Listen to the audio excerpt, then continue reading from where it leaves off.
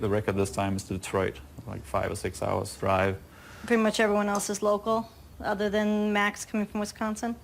No, Sky is gonna come. He's from the other side of Lake Michigan. Jakob er en slags celebrity, fordi han er ophavsmand til en filosofi om ekstrem tidlig pensionering, som han har beskrevet i en blog og en bog med 100.000 vis af læsere.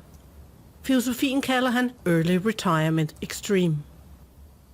En filosofi, der også giver Jakob flere og flere fans i Danmark. Indimellem så slår han og Erica dørene op, så hans fans kan møde ham. Yeah, I actually don't know many people's real names. I know them by their forum names, so it'll be quite confusing.